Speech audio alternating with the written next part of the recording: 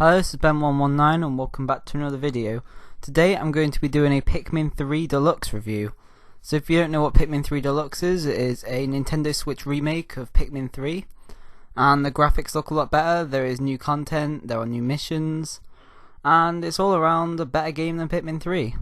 So before I start talking about the game, be warned that there will be spoilers from the story and from some missions, so keep that in mind. Some of the gameplay may even be spoiled for where things are, so if you haven't completed the game or you want to complete the game before watching this review, then I'd recommend you do that.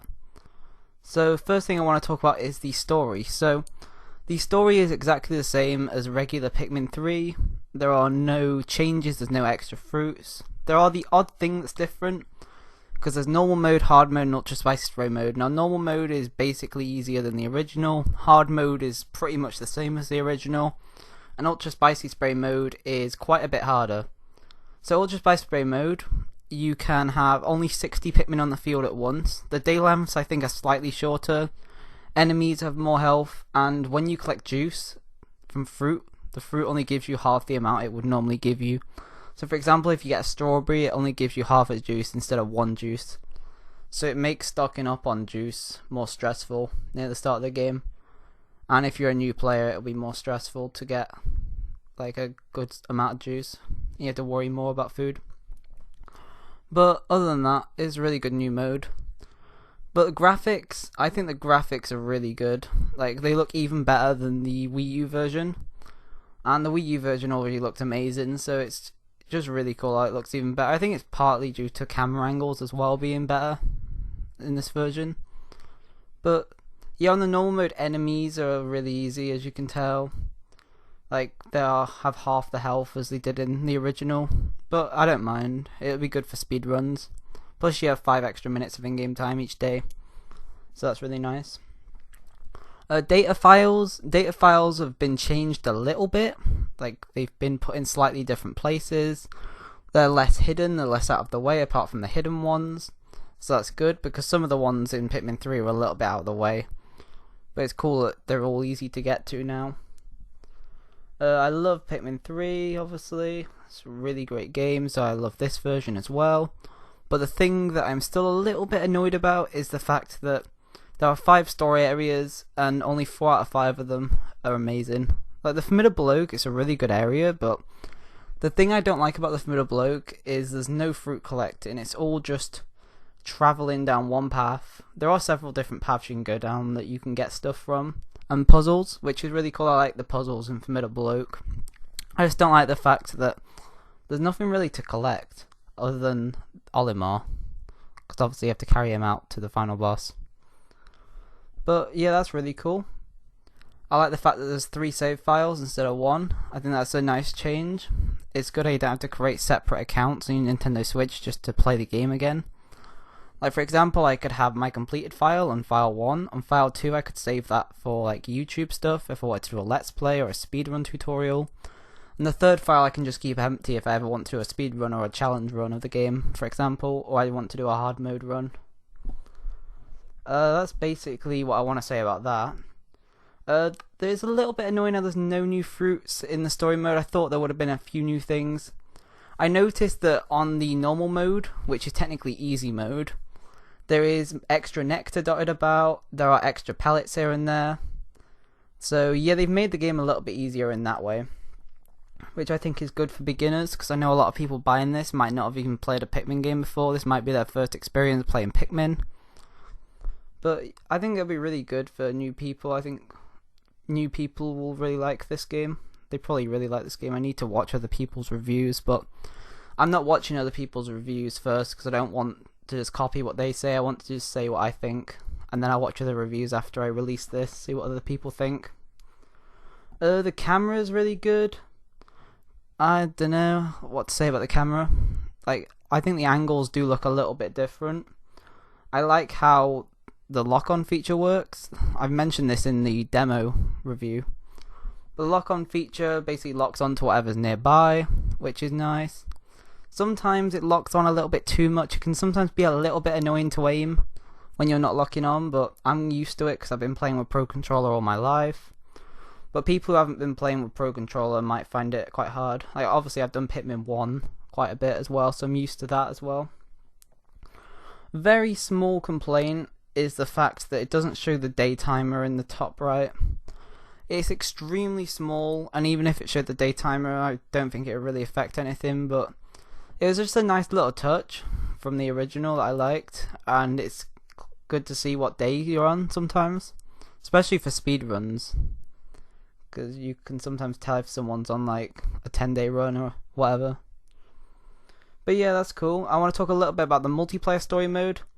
Now, I've not played much of multiplayer story mode, but it is pretty cool. It's split screen basically, but the one annoying part about it is the fact that cutscenes affect both players.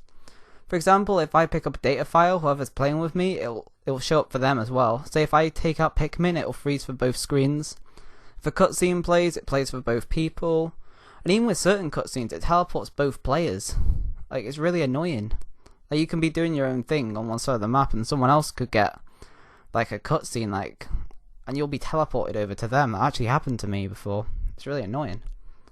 But I think it's really good. 2-player, I've always wanted 2-player. Being able to just play with 2 different people, both doing your own thing in the story mode map. Obviously that side of it's incredible.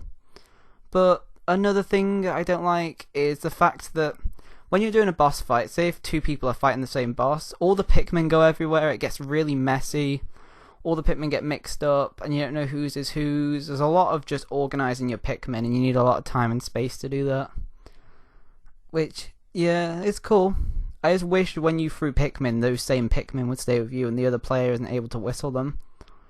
But that might be bad, because you might leave Pikmin for someone else to pick up and they wouldn't be able to pick them up. But they could maybe try and find ways around it, but I imagine it's extremely hard to make a game like this anyway, so I'm not gonna complain. Yeah, the multitasking side of it is really cool. If you don't know, if you never played it, before you get 2 captains, the other person plays as the same captain as you, but it's like a ghost version. When you get another captain, when you want to throw it, you have to turn to 1-player mode, throw it, and then switch back to 2-player, which is a little bit weird. But overall, it's very good. Now, I know I'm on a clip here with missions, but I just want to quickly finish up talking about the story mode. So, story mode, Piklopedia, that's what I was going to talk about. So, Piklopedia is a really cool feature. I always wanted a Piklopedia in Pikmin 3, it's nice we got one. There's loads of different notes from different captains. And you get to find out about the enemies. The way you get the enemy entries is by killing that enemy. So that's how you do that. And you can read about it and see what everyone else thinks. To be fair, the hardest enemy to get for me was the red butterfly, because I think there's only one in the whole story mode. Surprisingly, it's not like a bull bear or anything, it's just red butterfly. Yeah, that's cool. Fruit file's the same, everything else the same. Last thing I want to mention, Copad. Copad's the camera where you take pictures of stuff. Now, it's annoying because you have to stand still while holding the camera and you're not able to turn around with it. So every time you want to take a picture, you have to stop, make sure you're facing the right way, and then pull out the camera. Like, you can't just hold the camera and walk around with it 360 degrees. You have to stay still with it, which is a bit annoying. But overall, story's really, really good. I love the game. I'll love it even more now. Oh yeah, missions. There's not much to say about missions because all the missions are exactly the same as regular Pikmin 3. There are new side stories, but I'll get onto that in a minute. But the missions are pretty much the same. Obviously they're the same, but I don't think they're any easier. I didn't notice any extra Pikmin or any extra time. Obviously the game mode is easier because enemies will have less health because the default game mode in this game is easier. But missions are still just as fun. I still really enjoy the missions. Leaderboards are cool because the leaderboards aren't broken like the Wii U version. And a lot of Nintendo games, especially old ones that have leaderboards, there's a lot of fake times. For example, with Mario Kart Wii, some of the fake times on there. So they have like an official leaderboard for it now. They don't have, like, a lot of Mario Kart Wii speedrunners wouldn't use the Mario Kart Wii leaderboard, they use a different leaderboard. Same with like Pikmin 3 on the Wii U, people didn't really use that leaderboard to go off of world records because a lot of them were fake, but all these world records are actually real. And fun fact, I've actually got a tied world record on the Armored Mordad fight. I've got a tied world record of 18 seconds with a few people, which is nice. But yeah, that's really cool. I wish there was a thing where it told you where you were in the world, like your number rank, rather than just where you are on a bar chart, because that would make people even more motivated to play. Like I was saying in a certain video, I forgot which video it was, but with Cooper Freerunning in Mario Odyssey, it told you your exact number rank. So that always motivated me, because I know in one of the kingdoms I got to like top 1000, then I got to top 250, then I got to top 200, and it motivated me to do better and better each time. And I guess that system works. But it'd just be nice. You could always look it up, what the world record is and what the top few times are. You could try and aim for them. I know I got a decent score on mission 1, and I'd like to try and get decent scores on the other missions when I get a chance. By the way, one of my ideas for another video is to make a mission mode walkthrough. Go through every single mission in the game, walk through them, teach you how to get platinum. I think that'd be a cool video idea, so that may be out soonish in the next few months, over the next few months. So yeah, that's cool. Missions are really cool. Next thing we're going to talk about is the side stories. So side stories are really cool. They're a little bit easy. Now, at first I just thought that I was really good, but no, they are actually really easy. They're really small for one, and you get way too much time. Like, I think what they should do is give you less time or make the missions bigger, because you don't get much room. Especially on the Tropical Wild side story, the map is really, really small. I think you only get 9 minutes. You get 9 minutes for it, and it literally takes me like 4 or 5 minutes to do, if that. But it's really cool. It's really good for beginners. I can imagine beginners enjoying this a lot. Like, it's really basic. There's the odd enemy here and there. Everything's quite easy to access. Big open areas. It's fun. I still really like it. Obviously, because I can go for records on these maps. I can try and improve my best time. That doesn't stop me from enjoying that. Like, mission 1's really easy on mission mode, but that doesn't stop me from carrying on playing it. I still love it just as much. I probably love it more that it's easy, because it's easier to learn and then easier to run. But yeah, they're really cool. I like how they're very basic. They only give you a few colours of Pikmin. They don't expect massive things of you. Only treasure gives you points. Like, carrying back enemies don't give you points, but you can still make Pikmin with them. So that's why I sometimes carry back enemies. And also in the future I was thinking of doing a walkthrough for all the side stories and the second set of side stories, because I think that'd be cool to do. I'd like to commentate over them, doing them platinum. And also another video idea I got, I'll stop going on about video ideas after this. I've got an idea to do a all fruits walkthrough of Pikmin 3 Deluxe on Ultra Spicy Spray mode. So just do like a commentated walkthrough, a bit of a let's play to be honest. Just talking about the game, how to find every fruit, do like a fruit guide where all the fruits are hidden. But it won't really be a guide, it'll be more of a let's play. You just have to watch every episode of the let's play to find it. But yeah, side stories are really good. I like how fruit is hidden inside of enemies. I know there is one, I think it's the Tropical Wilds one, where you kill an orange bulborb and a pear comes out of him. And the pear is like twice the size of the bulborb, and it makes no sense, but it works. Like, no one questions it because it's Pikmin. This game's already weird as it is. Who's going to question a pear inside an orange bulborb? No one. I might. Actually, no, I'm not going to question it because no point. But yeah, side stories are really cool. I really enjoy them. Working leaderboards as well, so you can challenge yourself. And the other set of side stories I want to talk about is the second set, because they're both different things. Now the first set is just collect fruit in 4 of the story mode levels, and this set is doing all different things. Like, some of them are grow Pikmin, others could be collect fruit, battle enemies, defend a ship part. Like, there's all different kinds of objectives. I like all the variety. I like how there's so many different things to do, how they didn't just stick to collecting treasure, because that would have got a bit boring after a while. It's a little bit annoying how they reused all the story maps and didn't make their own new maps. Like, it would have been really cool to see new environments and have new puzzles, because the thing is, I'm really, really comfortable with all these maps. I know them all really well inside out. So I don't have any trouble getting around them. I know where everything is. I know where they'd put stuff. When I first played through all these maps, I got platinum on all of them first try.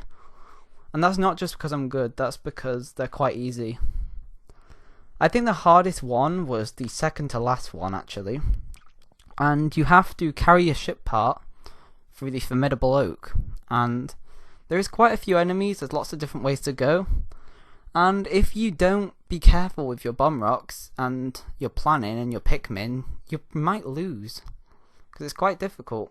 Well, it's not difficult, but if you don't plan correctly, it's difficult. But missions like this, they're pretty easy. You just grow Pikmin, you just kill stuff, pick up stuff, grow Pikmin, etc. But I like the other missions as well. Like, there's so much variety and things to do. They are a little bit underwhelming, like I was saying, but at least they're cool. At least, even if they are too easy, you can then compete to get a better time on the leaderboard, because that's where I find a lot of my enjoyment when it comes to games like this. The final boss, it's a little bit underwhelming. It would have been really cool if it had a lot more health, but all it is it's a beady longlegs and a shaggy longlegs both at the same time. Now that may sound really difficult at first, but yeah, it's in quite a big arena. They both stay a little bit away from each other, so they're not overlapping at any time. It's fairly easy. Like, it sounds hard. I know it sounds hard the way I'm wording it, but it's really easy. You'll have lots of time left. They give you loads of Pikmin. Like, and by that point, you should easily be able to do that. If you completed the other 9 missions platinum, you'll have no problem doing that one platinum as well, because of the amount of time they give you. It would have been nice to see a Pikmin 2 boss. At first, I thought the final boss was going to be Emperor Bullblacks from Pikmin 1. I thought that would have been a really good final boss to have. I thought they were going to add that. But no, it's just a Shaggy and a Beady, which are still cool enemies. I love them as enemies. But, you know, it's just a bit boring. Next thing I want to talk about is Bingo Battle. Now, Bingo Battle is cool, but it's the same as Pikmin 3, so I'm not going to talk about it. It's exactly the same. I like it the same amount. So we're going to move on to achievements instead. So achievements are really cool. I've got every single achievement in the game. Some of them are really easy. It's like complete 1 day or collect 5 fruits. Others are really hard. Like, get all 15 cave drawings, get all the data files, get all the fruit, get 10 platinum medals, beat the game in Ultra Spicy Spray mode. They're all really good achievements. They're all really difficult, and they will make you feel a sense of achievement when you get them. I think the hardest achievement in the game is get all 15 cave drawings, because they're really hidden and you actually have to look for them, like, really hard. Like, they're not obvious to point out. I think some of them are too easy, but that's just, I don't know, it's fine. It gives players something to work towards. And the final thing I want to mention is just a final review. So, even though I've mentioned loads of negative things, the positives outweigh it completely. And I'm going to give the game a final score of 9 out of 10. So, it gets a 9 out of 10, not quite a 10, but it's a really good game. I recommend it to anyone who is interested. Please play the demo first. And if you liked it, please leave a like and subscribe if you're new around here. I love this new Pikmin game. It's lived up to its expectations. And I'll see you in the next video. Goodbye, and thank you for watching.